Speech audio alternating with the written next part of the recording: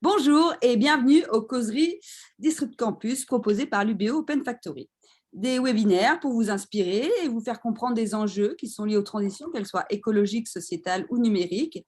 Ce sont des témoignages d'acteurs de terrain qui pratiquent chaque jour des actions, des initiatives en lien avec ces enjeux et qui vous permettent du coup de comprendre un petit peu mieux ces enjeux complexes dans une société en mutation. Ce soir, on accueille Solène Asquette de KPA for Change, donc qui est une scope de consultante, d'ailleurs, puisque c'est des filles, en gestion et management, et qui accompagne donc des structures pour leur permettre d'intégrer justement des démarches de développement durable ou de RSE.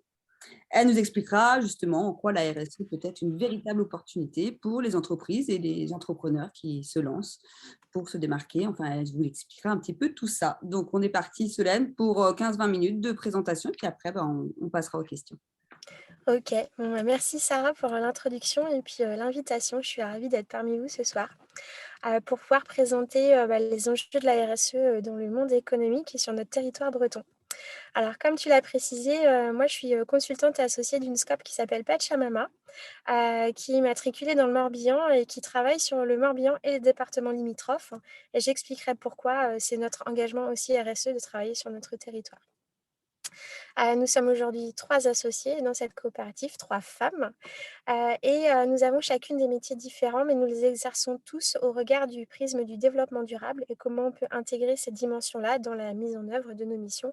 Moi, je travaille beaucoup sur des missions de contrôle de gestion, de DAF externalisé. Une de mes associées aussi sur du marketing, mais accompagne typiquement sur des mises en place de démarches de RSE, et une dernière travaille sur les économies circulaires, économie de la fonctionnalité aussi sur le territoire breton. Pourquoi c'est un enjeu pour les organisations de s'engager dans la RSE? De quoi on parle? On parle de RSE, c'est-à-dire qu'on parle de la mise en place, d'une stratégie au regard d'un développement durable dans l'organisation. Le développement durable, c'est la manière dont je vis aujourd'hui en tant que personne, en tant qu'organisation, sans ponctionner sur les ressources futures, sur celles des générations à venir. Donc comment est-ce que je peux vivre avec les moyens dont je dispose aujourd'hui, sans justement prélever sur les ressources humaines, naturelles, tout en gardant un point économique dans mon activité, donc en subvenant à mes besoins d'un point de vue économique. Ce développement durable, il s'appuie donc sur 3 piliers: un pilier économique, un pilier sociétal ou humain et un pilier environnemental. La RSE, ça va être la traduction de ce développement durable dans l'organisation, qu'elle soit entreprise, association, collectivité. Et donc, elle va engager sur une démarche qui va appeler non seulement les aspects liés à la gouvernance, mais ensuite un certain nombre de piliers. Et donc, je vais partager avec vous, il y a une norme qui a construit les lignes directrices d'une démarche RSE dans l'organisation. Elle s'appelle ISO 26000, cette norme. Alors, elle est un peu costaud comment dire, à étudier, mais il y a plein d'organisations et d'agences qui se sont aussi spécialisées sur la RSE et qui ont travaillé des vulgarisations pour qu'elles puissent être mises en place dans les entreprises. Avant de dire comment on met en place de la RSE, pourquoi on le ferait, etc., je vais évoquer là, pour moi, 6 points majeurs qui qui me font dire que la RSE, c'est pas une option ou c'est pas un truc qu'on va faire parce que c'est à la mode, mais c'est quelque chose qui va concrètement accompagner la pérennité de l'organisation et sa place dans le monde humain, environnemental et économique. Si je dois citer ces 6 piliers, je vais commencer par le premier, et qui va intéresser, je pense, directement plein de dirigeants, ou étudiants ou futurs professionnels d'entreprise qui vont agir sur les piliers économiques. Mettre en place une démarche RSE va apporter déjà directement des bénéfices sur la notion qu'on appelle d'économie d'eau et d'énergie.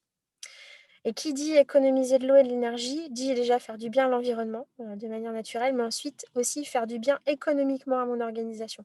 Penser différemment celle des choses, moins consommer sur ces postes-là. Je pense que vous, comme moi, vous avez vu la hausse des tarifs sur l'énergie, sur l'accès au pétrole, la ressource pétrole pour se déplacer. C'est un véritable enjeu. Un deuxième point qui va être, je veux dire, qui va être sexy pour les organisations, c'est que mettre en place une démarche RSE, ça permet de motiver ses collaborateurs. Et la motivation des collaborateurs participe directement et indirectement aussi à la performance économique, à l'innovation dans l'organisation. Un troisième point et je reste sur ce domaine RH qui va passionner aussi les entreprises, leur DRH, c'est attirer des talents. Alors nous avons tous du talent, tous et toutes. Il n'empêche qu'aujourd'hui, on se rend compte qu'une des priorités, des jeunes sur le marché du travail, une fois qu'ils peuvent subvenir à leurs besoins économiques, c'est de travailler dans des entreprises, des organisations qui ont du sens pour eux. Et donc mettre en place une démarche RSE va pouvoir aussi placer du sens dans l'organisation et attirer justement ces talents. On a bien envie que les jeunes, pleins d'idées et de motivation, d'énergie, accompagnent nos organisations et puis soient candidats pour venir y travailler. Un point majeur, et je pense que ça vous intéresser quand je vois Disrupt Campus derrière, ça m'inspire énormément, c'est que la RSE, c'est une stratégie, une démarche qui est extrêmement favorable à l'innovation, puisqu'elle nous amène à penser les choses différemment. Et donc à mettre en place aussi des méthodes de travail, des organisations, des systèmes d'économie, que ce soit de l'économie environnementale, de l'économie humaine, de l'écologie humaine, et donc qui vont être très favorables à voilà, faire les choses différemment, innover dans l'organisation. Et aussi parce qu'on va donner de la parole aux personnes qui font. On va leur donner aussi du pouvoir de la prise d'initiative. Ça permet, et je pense que ce n'est pas des moindres sur beaucoup d'organisations aujourd'hui, de gagner des marchés. Il faut savoir qu'aujourd'hui, la commande publique s'oriente de plus en plus sur des critères extra-financiers et que se mettre déjà dans une démarche RSE dès le départ, c'est aujourd'hui pouvoir maintenir un catalogue, un portefeuille de clients publics et en gagner de nouveaux. Surtout ne pas en perdre. Et la commande publique va être de plus en plus regardante sur ces enjeux-là et je le partage parce que mon associé forme aussi actuellement des décideurs sur ces sujets-là, à comprendre de quoi on parle quand on parle de RSE, comment on évalue si une organisation est véritablement engagée en RSE. Donc de l'autre côté, du côté de la commande publique, les gens se forment aussi et donc vont être capables d'avoir un esprit critique par rapport à ça vis-à-vis des organisations.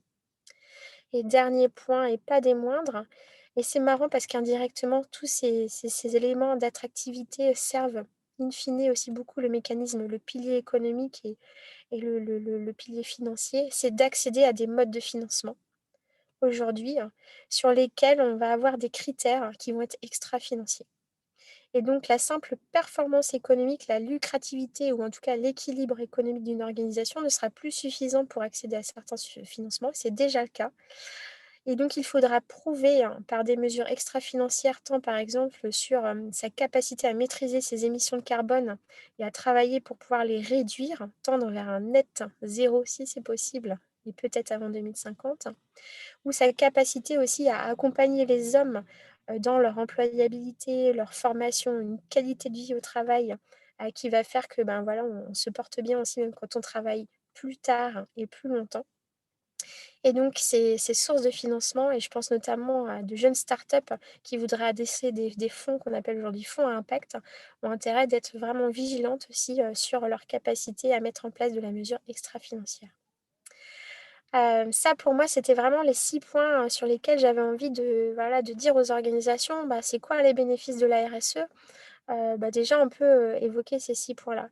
Et puis alors, pour tous ceux que je n'aurais pas convaincus et qui, comme moi, ont grandi, passé un peu de temps dans le monde de la performance économique avant de goûter peut-être un monde un peu différent, les études de France Stratégie, qui est une organisation tout ce qu'il y a de plus sérieuse, ont montré depuis plusieurs années que les performances économiques des organisations véritablement engagées en RSE sont plus fortes et que ces performances vont de 15 à 20% supérieures au niveau du taux de REX par rapport au chiffre d'affaires. Donc, in fine, aujourd'hui, on peut aussi défendre et se dire: «Je veux être plus performant économiquement et je mets en place une démarche RSE pour le faire». Ça a du sens. Je rebondis. Sarah, est-ce que, voilà, est-ce que tu as une question qui te vient par rapport à ce propos? Est-ce que tu souhaites que j'élargisse, hein, par rapport à ce sujet des bénéfices de la RSE dans l'organisation? Ou est-ce que je continue sur comment on la met en place? Non, ouais, je trouve, alors je sais pas toi Julia, mais je trouve que c'est très clair et j'aime bien le dernier argument choc de dire, bon, bah, finalement, en termes de performance économique, c'est vrai qu'on ne s'attend pas, en fait, en se lançant dans des démarches comme ça. On se dit, bon, ça va prendre du temps, voilà, tout ça. Et finalement, bah, là, effectivement, enfin, parler au monde de l'entreprise, c'est aussi parler chiffres économiques et leur dire, bah, si, en fait, en termes d'impact et de retour sur investissement, en tout cas de performance économique, ça en a un vraiment. Donc, non, pour moi, je trouve que c'est des bons arguments chocs là et j'espère que ça donnera des envies. Donc, non, je veux bien que tu continues pour voir un peu comment est-ce que ça peut se traduire parce que moi, je me pose un peu cette question-là. Je me dis, bon, enfin, juste, je me dis en fait, est-ce que la RSE, c'est pas le nouvel agenda 21, mais des entreprises? Enfin, est-ce que c'est. Et je me souviens de la difficulté qu'avaient les gens à mettre en place des agendas 21. Donc, je me dis, bon, alors, est-ce que c'est un peu. C'est pas, enfin, je veux dire, c'est une analogie qui est assez sympathique. Aujourd'hui, dans la RSE, on peut y mettre beaucoup d'analogies, beaucoup d'informations, beaucoup de aussi, il y a pas mal d'entrepreneurs qu'on croise qui nous disent: «Oui, mais, Solène» ou quand Laetitia, mon associée, si je leur parle, nous parlait de choses, mais c'est du bon sens, voire même c'est du bon sens paysan, ce dont vous nous parlez, faire des économies d'eau et d'énergie, mais on a toujours voulu ça, surtout dans des process industriels, par exemple, où de toute façon, ça va impacter un coût de production. Donc oui, on souhaite consommer moins parce que on sera plus performant économiquement. Mais la RSE, ça va au-delà de ça. Ça va au-delà de ça, de petites actions ponctuelles parce que c'est vraiment une démarche. C'est une démarche globale et c'est une démarche qui va engager aussi la notion de gouvernance dans l'organisation et qui va être initiée par ce qu'on appelle une cartographie des parties prenantes. La RSE, on la fait pas soi-même tout seul dans son coin. La RSE, on la construit avec ses parties prenantes. On va avoir des parties prenantes internes, ses salariés, ses associés. On va avoir des parties prenantes externes, ses clients, ses fournisseurs, les associations avec lesquelles on travaille sur notre territoire, les collectivités. Le trésor public est une partie prenante aussi à part entière.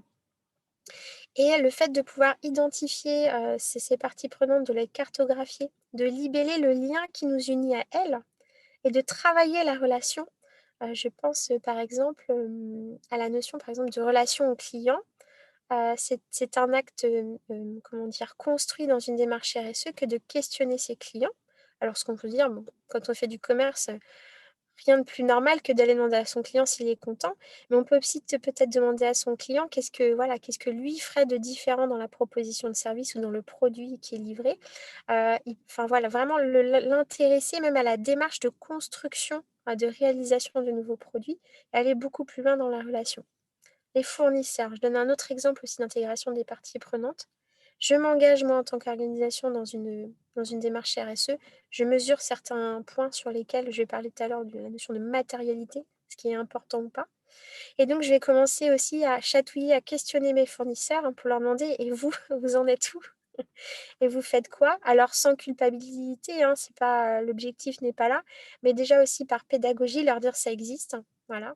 Nous, on se fait accompagner, qu'est-ce que vous en pensez?» Et au fur et à mesure, dans ma propre démarche RSE, devenir de plus en plus exigeant avec les fournisseurs avec qui je vais travailler. Et donc, je pense par exemple à des exemples, je donne un exemple tout simple, peut-être, des organisations, alors nous, c'est pas notre cas, mais qui travailleraient encore avec des systèmes de goodies, pour, avoir des supports de communication et cetera. Bah, réfléchir déjà en quantité, est-ce que j'en ai toujours besoin? Et ces goodies, OK, je pense que c'est indispensable à mon activité, mais je souhaite pas qu'ils soient fabriqués en Asie avec un impact carbone très important. Est-ce que je peux pas trouver une structure locale qui va me fabriquer un goodies qui a du sens par rapport à ce que je fais et cetera? Voire même dans des démarches beaucoup plus extrêmes, de se dire: «Bah, il y a plus du tout de goodies» et on réfléchit à une autre manière de valoriser la relation sans un objet que j'aurais fait fabriquer et qui aura pas d'utilité, voilà, sur mon territoire, dans les mains de la personne à qui je vais le remettre. Toutes ces questions-là, bah, on va aussi les interpeller avec, enfin, on va se les poser, mais avec la partie prenante. C'est-à-dire, on réfléchit pas tout seul à ces démarches RSE. Et ensuite, ce qui est intéressant dans cette démarche, c'est, de travailler sur cette notion de matérialité et de plan d'action. Une démarche RSE, c'est une démarche d'engagement et et je le recommande après, si on va vers une reconnaissance de cette démarche, on va aller vers ce qu'on appelle une notion de label et non pas de certification parce que la RSE ne se certifie pas. L'ISO 26000 n'est pas une norme certifiable. On parle vraiment de label et d'engagement, d'aller vers des labels, plutôt sérieux. Si vous voulez, je pourrais partager aussi, quelques labels qui, voilà, qui font leurs preuves et qui sont tout ce qu'il y a de plus sérieux et crédible. De se faire accompagner et de comprendre qu'est-ce qui est matériel dans mon activité. Matériel, qu'est-ce qui est important. Pourquoi je trouve que c'est important de parler de ce sujet-là, c'est pour éviter aussi la notion de greenwashing. Aujourd'hui, c'est très facile de dire: «Je fais de la RSE», en montrant, en mettant très en avant quelque chose que je fais de bien. Et je dis pas que ce qui est fait est pas bien, hein. C'est juste que peut-être que par rapport à l'activité, c'est pas quelque chose de significatif et matériel. et qu'en plus, c'est vraiment c'est un tout petit bout de quelque chose et c'est pas du tout réfléchi dans une stratégie globale. La RSE, c'est vraiment un sujet, pour ma part en tout cas, qui est stratégique. Un exemple par rapport à la matérialité, alors je vais prendre l'exemple de mon entreprise. Nous, on est des consultantes, donc notre métier, c'est la prestation intellectuelle et d'accompagner des organisations. Et de notre état d'esprit, peut-être parce qu'on n'est pas assez digitalisé encore, on trouve qu'on le fait bien quand on est à côté des personnes, quand on peut travailler avec elles. Alors, on fait aussi un peu de visio, hein, mais on ne fait pas que de la visio. Donc, pour pouvoir aller travailler avec les personnes que j'accompagne, je me déplace. Et quand je me déplace, si je peux, j'utilise les transports en commun. Et puis, si je peux pas, si je vais dans des zones plus difficiles d'accès, je vais utiliser mon véhicule.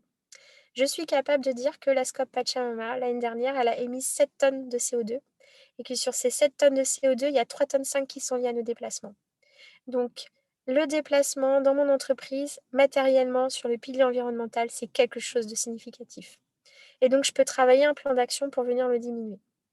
Ça, si j'avais donné un autre exemple en disant chez Pachamama, on est super forte et on imprime 15 feuilles de papier par mois, je fais du greenwashing parce que moi, j'utilise quasiment pas de papier parce que j'en ai pas besoin. Et de vous dire que je fais des économies de papier où je le trie, de toute façon, je le fais, mais c'est pas majeur dans mon activité. Ça n'aurait pas de sens voilà. Et c'est ça que je trouve aussi intéressant dans la compréhension de ce qu'est la RSE, la notion de partie prenante et la notion de matérialité, c'est qu'on travaille quand même sur des choses qui sont significatives. Et de ce point de vue-là, si je vais jusqu'au bout de cet exemple des déplacements, les déplacements, c'est aussi un coût. C'est un coût carburant. Ce sont des indemnités kilométriques qui sont versées aux consultantes. Donc, si je réfléchis à comment je peux faire autrement, si ça se trouve, je peux aussi améliorer la performance économique de mon agence. Il y a voilà, c'est tout un champ sur lequel je peux travailler. Et là, dans un mécanisme encore, enfin, je veux dire, je suis dans une boucle, hein, et une de mes parties prenantes qui est mon client, a un chantier dans lequel il veut faire des plantations. Et donc, ça me permet de trouver sur mon territoire un client qui est une de mes parties prenantes, un endroit où je vais pouvoir faire de la compensation carbone. La compensation qui n'est pas une solution, mais qui est une alternative, parce que pour la vraie solution, ce serait de complètement réduire mes émissions. Il n'empêche qu'avec cette partie prenante qui est mon client, je vais pouvoir travailler un chantier avec moi, les mains dans la terre, de faire de la compensation carbone qui vraiment aura du sens, qui va se faire pas très loin de mon organisation, dans laquelle je vais pouvoir vraiment participer et aussi acculturer d'autres personnes à réfléchir, toi dans ton organisation, comment est-ce que tu émets de carbone, comment tu peux traiter les choses différemment, comment tu peux réduire, comment tu peux compenser. Donc ça, ce sont des exemples très concrets de notions de matérialité. Ça peut donner, comment dire, des exemples aussi de déclinaison très factuelles dans une organisation. Par exemple, nous, les kilomètres, alors j'en suis toujours sur cet enjeu de carbone et de kilomètres et de déplacement. Dans mon organisation, 1 kilomètre où je me déplace, c'est 25 centimes d'euros. C'est assez peu en termes d'indemnité kilométrique. Par contre, c'est 25 centimes d'euros que je prenne ma voiture ou mon vélo. Mon associée Laetitia, elle vit en plein centre-ville de Vannes. Elle a un super vélo où elle peut poser ses 2 enfants à l'arrière. Elle fait beaucoup de déplacements en vélo. Chacun de ces kilomètres en vélo, elle a exactement la même valeur que moi quand je l'ai fait avec mon véhicule diesel. Donc elle, quand elle fait 1 kilomètre en vélo, en plus, en tant que personne, elle gagne de l'argent. Et je trouve ça super cool, alors que moi, j'en perds. Mais ce qui est super cool là-dedans, c'est que je crée un équilibre parce que j'émets du carbone quand je me déplace. Aujourd'hui, j'ai pas encore trouvé toutes les solutions et on pourrait se dire pourquoi punir Solène parce qu'elle utilise son véhicule pour se déplacer. En tout cas, ça encourage Solène à penser différemment et ça, c'est OK. Voilà. J'ai vraiment essayé de décliner cet exemple-là un petit peu dans tous les sens. Mais ça, c'est typiquement des questions que je m'étais pas posées avant de m'engager dans une démarche RSE. Et je trouve ça intéressant parce que ça conduit aussi à intégrer des parties prenantes à des réflexions. Moi, j'étais pas du tout calée en bilan carbone il y a quelques mois et là maintenant je me forme et je vais être plutôt, je pense plutôt très très bonne pour pouvoir les faire. Et tous ces enjeux-là, ça fonctionne aussi par la compréhension de comment je vais fonctionner avec mes parties prenantes, qu'est-ce qui est matériel dans mon activité, quels sont mes impacts au niveau environnemental et humain, et comment économiquement je peux lier tout ça aussi à une stratégie d'envergure pour mon organisation. Ok, merci. Et du coup, donc, alors, bon, attends, j'ai des questions et en même temps, j'ai besoin de précision. Concrètement, quand on veut faire un RSE, on fait un bilan de comment est-ce qu'on agit, comment est-ce qu'on est organisé, tout ça. Ensuite, on fait la cartographie des parties prenantes et on co-construit avec eux des actions qu'on pourrait mettre en place pour améliorer notre bilan, que ce soit au niveau environnemental, social ou des choses comme ça. Alors, très concrètement, moi, la première chose que je recommande, c'est de se faire accompagner par une agence ou par quelqu'un qui est formé en RSE, ou en tout cas de se former en interne. C'est déjà, on ne démarre pas de rien. Soit on se fait accompagner, soit on se forme.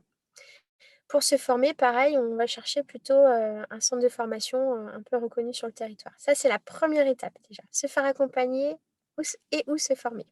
Et souvent, les deux vont bien ensemble. La deuxième chose, c'est de commencer à donc, établir la cartographie de ces parties prenantes, mais au regard d'un plan d'engagement, de thématiques sur lesquelles on va travailler. Donc l'ISO 26000, par exemple, il y a des grandes thématiques qui sont adressées. Elles vont être relatives à la gouvernance, aux droits de l'homme, aux différents processus qu'on peut retrouver dans l'organisation. Ça va toucher l'environnement, ça va toucher la qualité de vie au travail, etc. Donc on va adresser tout un ensemble d'items. Et selon les référentiels qu'on va prendre, ils vont être plus ou moins précis. Typiquement, on peut choisir un référentiel généraliste. Nous, par exemple, on est accompagné par l'agence Lucie. Donc, on se base sur une déclinaison simplifiée de l'ISO 26000 au regard des travaux qu'a réalisé l'agence Lucie. Donc, on a un référentiel sur lequel on mesure et on prend des actions. Donc, du coup, c'est ça qu'on regarde. Pour une organisation qui serait dans un autre secteur d'activité, je vais prendre par exemple, nous, avec mon agence, on travaille beaucoup avec l'économie sociale et solidaire, on travaille avec des acteurs de l'insertion par l'activité économique. La Fédération des entreprises d'insertion a mis en place un référentiel RSE qui s'appelle RSEI pour les entreprises du secteur de l'insertion. Donc là, très intéressant de pouvoir se servir de ce référentiel parce qu'il est décliné, il est vraiment spécialisé par rapport à l'objet. On peut avoir en fonction des référentiels qu'on va appeler généralistes ou après des référentiels qu'on va appeler spécialistes. En tout cas, si je dois citer trois référentiels généralistes sur lesquels moi je trouve que c'est assez confortable d'avancer, je vais citer l'agence Lucie, donc le label Lucie, qui a fait un super travail pour les petites et moyennes organisations. Bicorp, qui est un label qui est connu de manière un peu plus internationale et qui a un format déclaratif qui est aussi assez, je dirais assez efficace. Et puis aussi le label Engagé RSE, qui est un label généraliste et qui vraiment tient tout à fait la route. Ça, ce sont je dirais, faut déjà se positionner par rapport à un référentiel. Ensuite, on peut mettre en place une démarche sans passer par un audit ou comment dire une reconnaissance externe. Moi, je trouve que pour avancer, c'est quand même cool de le faire. Et il y a un moment de se décider à y aller. Pourquoi? Parce que le regard extérieur, d'un autre côté, je suis consultante, donc je ne vais pas non plus dire que se faire accompagner de gens extérieurs, c'est pas utile, mais ce regard extérieur, c'est celui aussi, celui qui permet de faire grandir et parfois d'appréhender des choses qu'on n'avait pas vues comme ça. Et puis, ça permet de bénéficier du partage d'expérience de quelqu'un qui l'a vu dans plusieurs structures, qui va nous permettre d'aller plus vite, etc. Et puis d'avoir ces notions de matérialité, de savoir qu'est-ce qui est important ou pas dans notre organisation. Donc il y a ça. Et après, dans la démarche RSE, une fois qu'on a fait cet état des lieux, on prend, on établit un plan d'action sur lequel on est capable de mesurer ce qu'on fait, de s'engager dans le temps. Et donc mais c'est vraiment typiquement ça dans un processus d'amélioration continue. Voilà. C'est vraiment typiquement ça, une démarche RSE. Et c'est de pouvoir la décliner sur les différentes thématiques et dans le temps, de mesurer comment on avance et de s'engager à progresser. Et un point que j'ai oublié depuis que je parle et qui est pour moi majeur. Ce qui relève de la RSE, c'est ce que je fais au-delà de la loi et du règlement. C'est bien une démarche qui va au-delà de ce que m'impose le cadre réglementaire. Une organisation qui dit, par exemple, moi, je sais pas, je suis dans un process indus et je trie mes déchets électroniques. Si c'est imposé par la loi, c'est pas de la RSE, quoi, hein. C'est juste le strict respect de la loi. Si je verse ma contribution pour la formation professionnelle au montant qu'elle est due, imposée par l'État, c'est juste le respect de la loi. Par contre, si je mets 3 fois l'obligation légale, là, je commence à être dans une démarche où je peux dire oui, ça, c'est une action pour améliorer la formation des salariés dans mon organisation et je mets plus que ce que me demande la loi.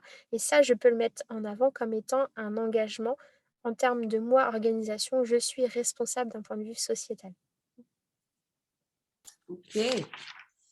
Super. Bah, donc maintenant, je vois bien aussi comment est-ce que, voilà, c'est quoi un peu les étapes et je te rejoins assez sur ce côté, le regard extérieur, en fait, à un moment donné, pour faire bouger un peu les lignes à l'intérieur, c'est bien d'apporter un regard neuf, c'est bien effectivement de rapporter d'autres expériences. Et c'est vrai que quand on essaie de le faire en interne, le pauvre chargé de mission RSE ou développement durable qui bataille pour essayer de faire tout le travail, tout le monde en transversalité, j'en ai vu plein s'épuiser. Et donc, je me dis, c'est vrai que parfois, bah, voilà, c'est un peu comme le psy, celui qu'on paye, et ben, on C'est vrai. l'engagement, en fait, quelque chose comme ça, je pense. Mais je pense que je te rejoins là-dessus. C'est un peu comme quand tu vas voir ton psychologue, là, que tu fais ta psychothérapie, et à un moment, le paiement de ta séance, c'est un acte important dans ton engagement de progresser, de faire quelque chose. Il y a un peu de cet enjeu-là aussi. Et, et du coup, en fait, je me disais, mais finalement, la RSE, c'est un peu. Enfin, moi, j'ai l'impression d'y voir comme une forme de méthodologie. Alors, tu disais que c'était une démarche globale, mais même une méthodologie d'intelligence collective, quoi. C'est-à-dire, comment est-ce que j'identifie mes parties prenantes, les différents acteurs de mon écosystème, par exemple, et que je les fais travailler ensemble pour définir collectivement et pas juste moi tout seul dans mon entreprise en disant, bon, je vais faire un effort là-dessus, là-dessus, là-dessus, mais tu as une nécessité d'intelligence collective, de faire avec, de leur demander leur avis aussi. Et donc, il y a cette question de la gouvernance, en fait, finalement aussi, c'est qu'on élargit la gouvernance de l'entreprise à travers la RSE, en tout cas, à cet endroit-là, quoi. Dans tous les cas, ça aura un impact. En tout cas, on réfléchit, on interroge la gouvernance dans une démarche RSE. C'est le premier pilier. Ça ne veut pas dire qu'on va rentrer tout le temps dans par exemple, des démarches de gouvernance coopérative. Moi, je suis en SCOP, hein, donc c'est un vrai choix. Et en même temps, j'ai envie de dire, quand on a choisi l'organisation coopérative juridiquement parlant, on a déjà monté quelques marches d'un point de vue stratégie RSE. Pourquoi? Parce qu'on est dans un mécanisme où déjà on a défini, et c'est écrit dans les statuts, qu'un homme et chez nous, en l'espèce une femme, égale une voix. Donc, on a chacune notre part à donner à la stratégie de l'organisation. Il n'empêche que toute organisation, même toute société commerciale, toute collectivité qui n'aurait pas ce mode de fonctionnement juridiquement constitué en coopérative peut mettre en place une démarche RSE et donc proposer des commissions, des ateliers dans lesquels les équipes vont pouvoir réfléchir à des points de la démarche RSE et donc être dans une démarche, comme tu le dis, d'intelligence collective, ce qui va nécessiter des process, des animations pour pouvoir mettre tout ça en place. Mais il est vrai, la démarche RSE, elle va donner un peu plus de voix et de capacité d'expression aux différents êtres qui composent l'organisation. Après, voilà, ça va être, ce sera décliné de manière différente et je donne vraiment ce contre-exemple. C'est tout à fait possible aussi dans une structure qui aurait aujourd'hui une organisation un peu plus hiérarchique et traditionnelle. On peut faire de la RSE aussi. Ça fera évoluer un peu les pratiques, mais pour autant, ça ne va pas complètement gommer la gouvernance qui existe. Et ça n'a pas pour but de faire ça. Enfin, je veux dire, les deux ne sont pas du tout incompatibles. Oui, c'est vrai que c'est bien de le préciser, parce que moi, je suis convaincue, donc je me dis oui, voilà, mais en même temps, pour les entreprises plus traditionnelles, effectivement, c'est plus à un moment donné, enfin, pour moi, la question de l'intelligence collective, c'est de se dire, on n'est pas tout seul à détenir un savoir, et il y en a plein d'autres dans l'entreprise à différents niveaux qui ont un savoir qui peuvent être utiles et permettre à l'entreprise d'être plus performante.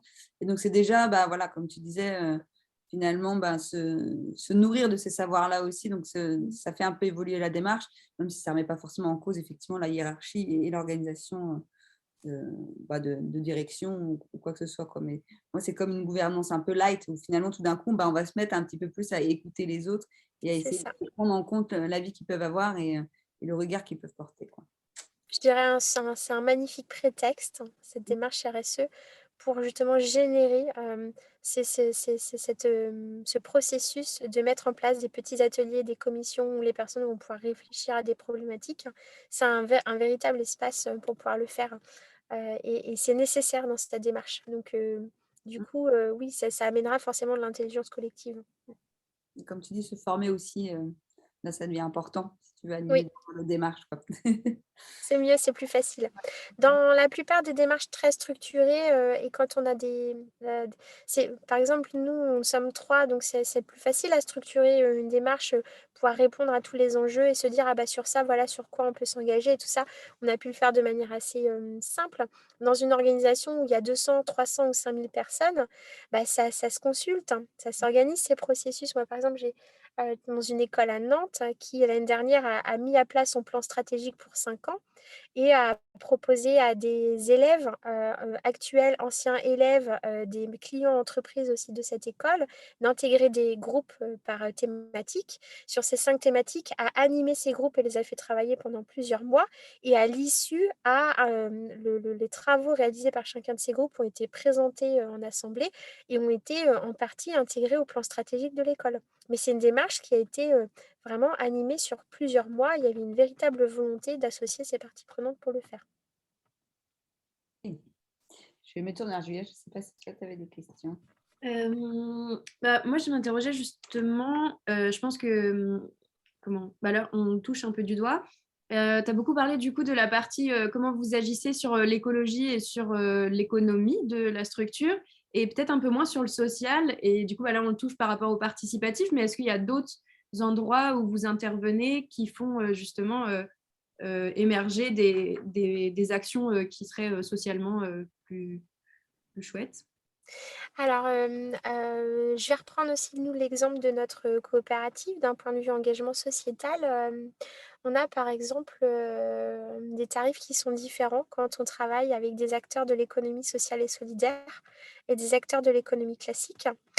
Pourquoi? Parce que, dans notre objectif, nous, dans notre objet social, ce qu'on veut, c'est participer à la promotion de l'économie sociale et solidaire et de ses emplois.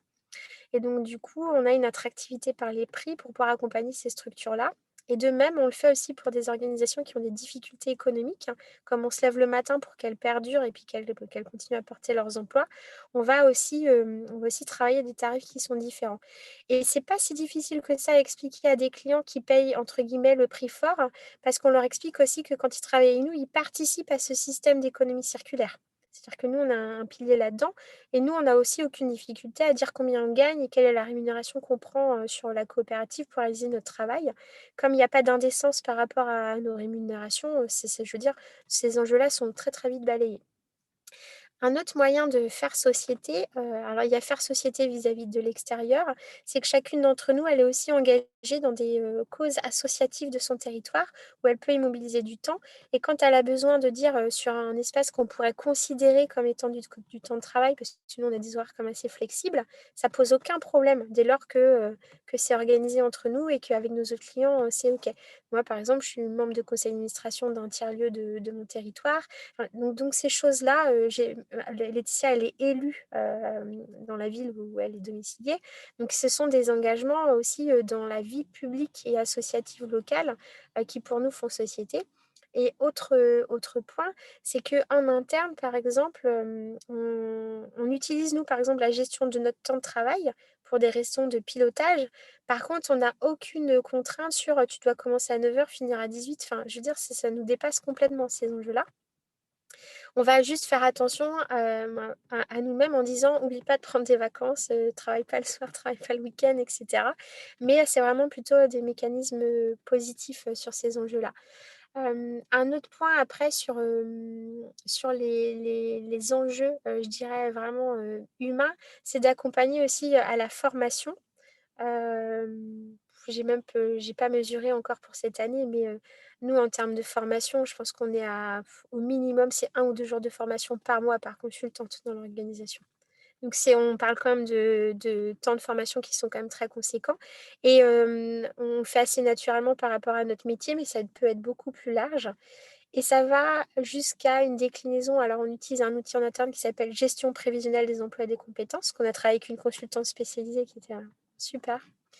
Et dans cette grille-là, une de nos compétences et clairement elle est édictée donc sur un des piliers que nous on appelle entrepreneur dans notre métier de consultant, c'est: «Je suis libre de rester ou de partir». Ça veut dire que dans mon agence, Une consultante, elle est libre de rester ou de partir, alors qu'un consultant, il faut savoir que tu investis beaucoup, beaucoup, beaucoup, beaucoup de temps, de formation, etc. pour qu'il soit bon. Et pour nous, la liberté, ce principe-là, il prévaut sur le reste. Et que tant que tu es très, très bon là-dessus, eh ben, c'est OK. Même si ça peut avoir des conséquences économiques. Après, ça se gère avec la responsabilité des associés. Mais si demain, j'ai une de mes associées qui me dit, moi, je veux passer à mi-temps et je voudrais avoir un potager, faire du maraîchage et du coup vendre ma production, c'est OK, c'est possible. Dès lors qu'on arrive à s'organiser, on n'aura pas de règles par rapport à ça. Et ça, je pense que ça engage un point qui est majeur. Et c'est possible aussi dans notre métier, parce qu'on n'est pas dans une industrie, il n'y a pas de pointeuse, etc. Je me rends compte aussi de ce luxe, hein, clairement. Mais c'est possible aussi quand tu as une ouverture d'esprit de te dire le bien-être de la personne avec qui je travaille prévaut. Et si elle est bien dans sa life, quel que soit le nombre d'heures où elle va travailler à côté de moi, ça va cartonner. Il faut en être convaincu de ça. Ça demande une grande confiance en l'autre et en soi, de se dire, bah, ce type d'organisation, je l'essaye. Je pense aussi, alors nous, on ne fait pas comme tel parce qu'on n'a pas défini nos horaires sur la semaine, mais il y a beaucoup d'organisations et en Espagne, ils le font, il me semble, là, c'est testé la semaine des 4 jours. Un moment, c'est de se dire, ben, tu n'as pas besoin d'être beaucoup, beaucoup, beaucoup au travail pour être très bon selon le métier que tu fais. Ça n'a pas toujours du sens, le présentéisme. Je ne sais pas si ça répond à ta question. Moi, j'avais axé ma question plus sur les actions que vous faites auprès des entreprises, mais en fait, je trouve ça super intéressant, ta réponse est très complet et très riche. Et je trouve que Après, il y a la vraiment, à ouais, sa propre activité. il y a vraiment les deux. Je pense que j'ai rencontré aussi une autre organisation et là, je trouve que c'est intéressant. C'est quasiment un jour par semaine où ces équipes, elles sont libres de faire ce qu'elles veulent, dans le sens où ça peut être pour une activité physique, sportive, ou c'est pour passer du temps avec leurs enfants, leur famille, enfin, j'en sais rien. Vraiment, elles le décident. Ou pour s'investir dans un projet associatif ou un projet d'innovation ou de l'intrapreneuriat dans l'organisation. Et du coup, c'est clairement défini au contrat que ce jour-là, dans la semaine, il est fléché là-dessus. Donc, il y a grosse liberté. Ils sont rémunérés pendant qu'ils le font. Et ça participe au fait que ben, je pense que pour d'autres côtés du métier qu'ils exercent, ça demande beaucoup d'engagement et ben, ils sont plutôt très engagés. Excellent.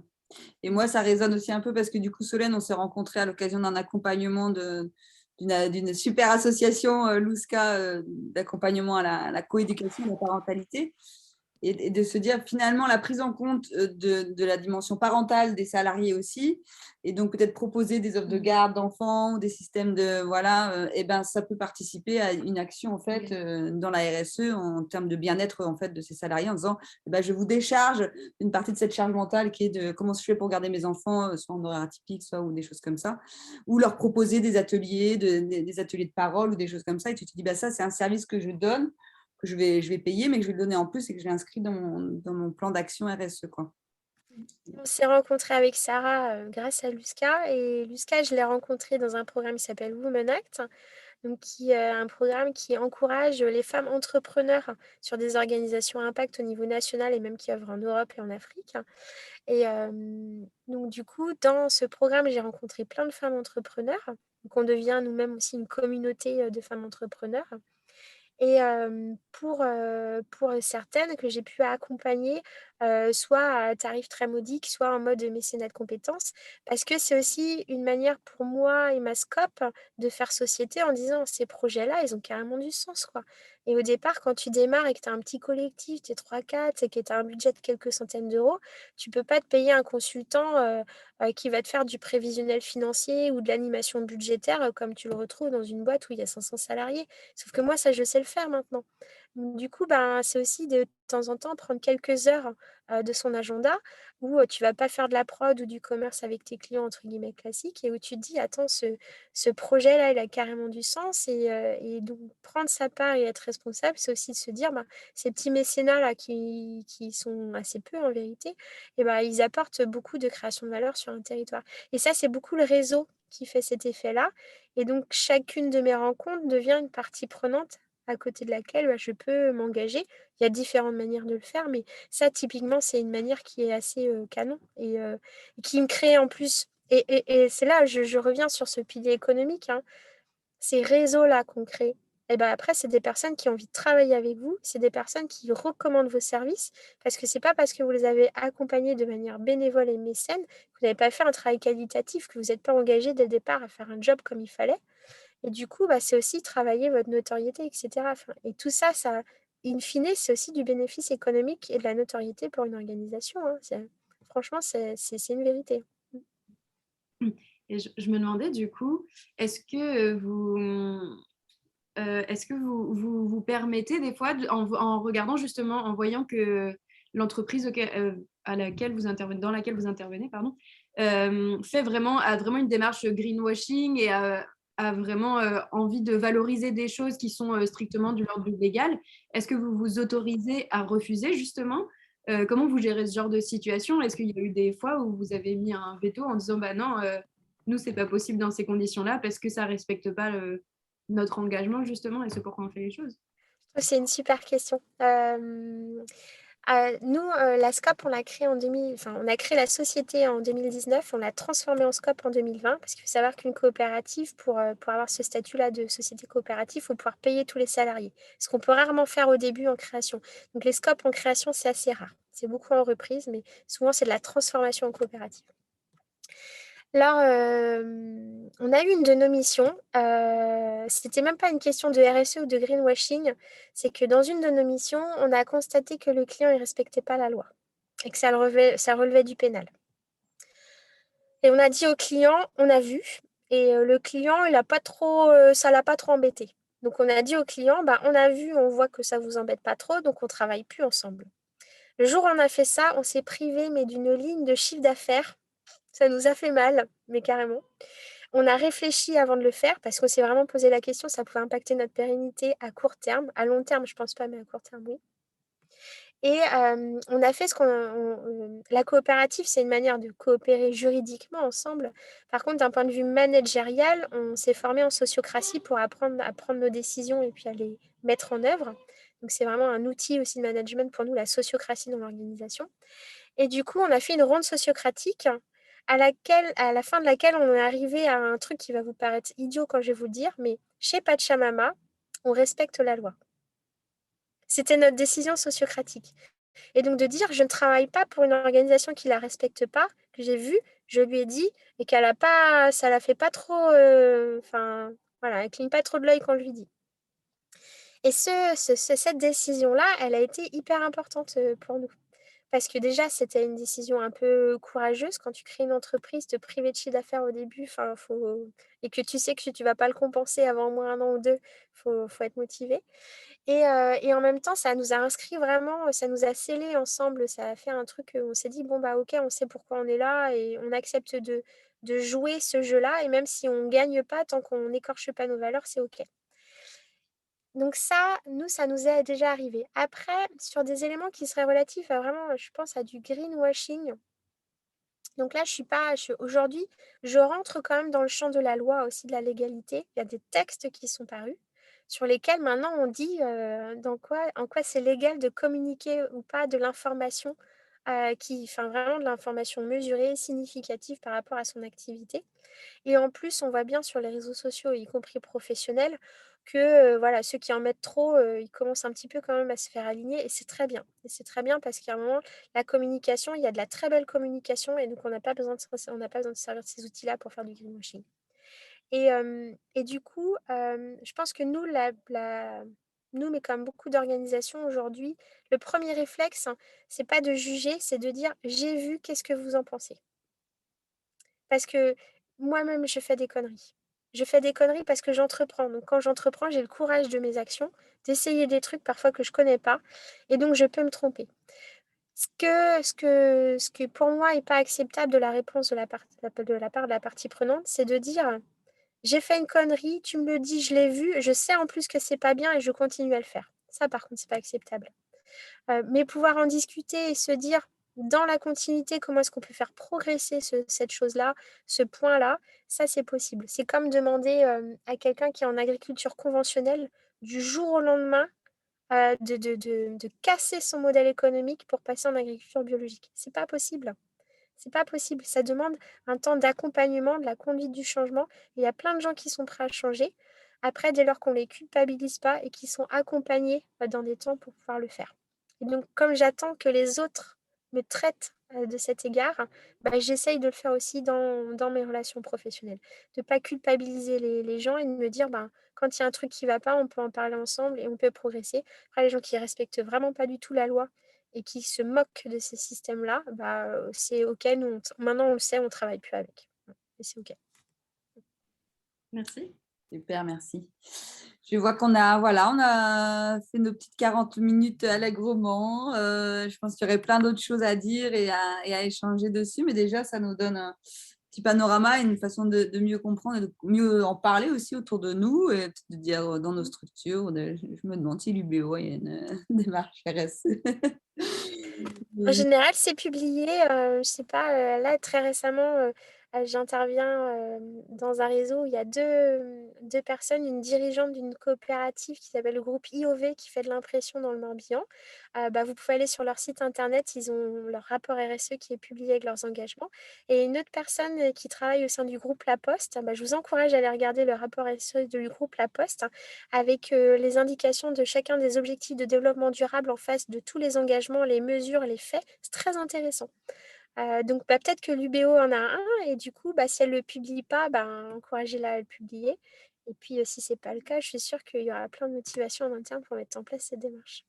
Ben oui, oui. Et puis même là, nous, on se dit, bah, nous, on est formatrice, on intervient auprès d'étudiants, futurs ingénieurs ou futurs même entrepreneurs. Et donc, c'est vrai que c'est enfin, voilà. Du coup, là, on a pas mal de billes pour pouvoir aussi leur expliquer et leur donner envie de se lancer dans ce type de démarche. Et donc, merci beaucoup, Solène, pour la clarté de tes propos aussi, les exemples. C'est toujours très agréable, je trouve, tu as cette façon de dire les choses simples, cash et avec bienveillance. Et c'est vraiment super chouette. Ouais, ça transmet vraiment une éthique de métier, c'est chouette, ça donne envie d'incarner encore plus, de se dire comment on va mettre en place ces choses-là, parce qu'on y croit. Et tout ça. Carrément, c'est très inspirant. Et puis de se dire effectivement, comme tu disais, je pense qu'aujourd'hui, il y a toute une nouvelle génération qui a envie de donner du sens aussi à son travail, quoi. Et je trouve que, ben oui, effectivement, comme dit Julia, vous l'incarnez, vous le transmettez, vous l'accompagnez, mais vous l'incarnez aussi parfaitement. Et donc, tout ça, c'est très aligné, en fait. Hein, bravo. Et puis, je ne peux que conseiller de faire appel à vos services parce que pour avoir bénéficié justement dans mon cadre plutôt bénévole associatif d'un accompagnement de ta part, c'est tout aussi agréable. Il y a vraiment quelque chose de très pro, de quelque chose d'une connaissance du milieu et puis d'apporter les outils avec beaucoup de simplicité et d'accessibilité là où parfois, moi, je n'aime pas trop les chiffres. Et en fait, Solène a comme réussi à me donner le goût du budget presque en me disant « Ah, en fait, ça y est, je comprends. » Donc, très belle qualité là aussi, quoi. Merci, je prends, merci. Gratitude, merci. Gratitude.